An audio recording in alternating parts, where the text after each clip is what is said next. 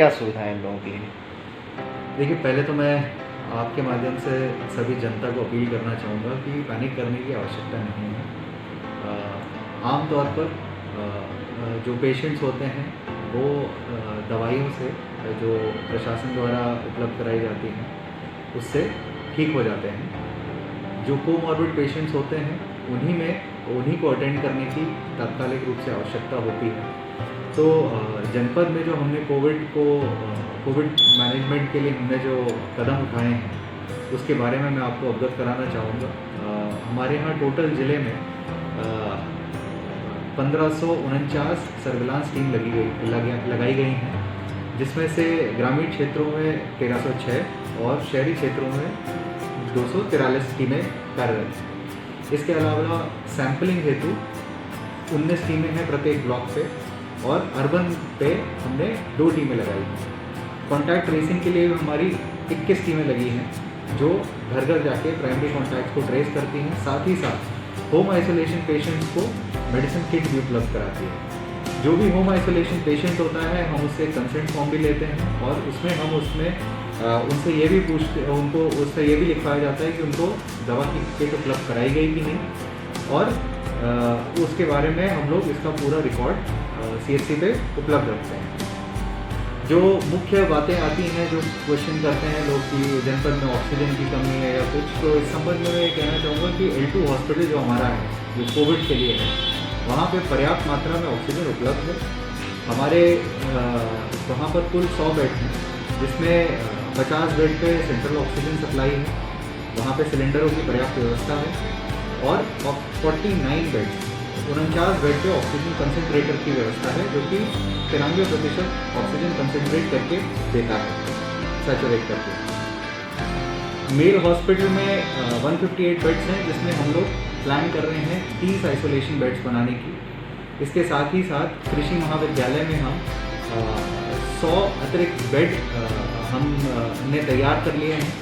वहाँ पर हम लोग ऑक्सीजन की व्यवस्था भी करा रहे हैं, ऑक्सीजन सिलेंडर्स की व्यवस्था भी करा रहे हैं।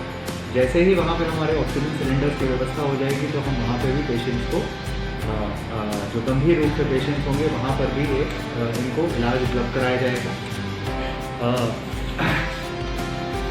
साथ ही साथ कुछ और अन्य जो इक्विपमेंट्स जो हमें जनपद में आवश्यकता होती है, जैसे वेंटिलेटर्स, तो हमारे यहाँ 38 वेंटिलेटर ज़िले में अवेलेबल हैं। ऑक्सीजन कंसनट्रेटर 78 हैं, बाईपैप मशीन्स भी हैं, HFNC मशीन्स हैं हमारे पास 4, और हमारे पास CT स्कैन मशीन एक जिला अस्पताल में है, और कुछ हमने एक प्राइवेट हॉस्पिटल में हमारे पास एक डायलिसिस मशीन भी अवेलेबल है, जिसमें हमने प्राइवेट हॉस्पिटल से बात कर ली है। अगर किसी गंभीर रूप से पीड़ित व्यक्ति का कोई कोमॉर्बिड पेशेंट को अगर आवश्यकता पड़ती है तो हम लोग उसको भी हम इस्तेमाल कर सकते हैं।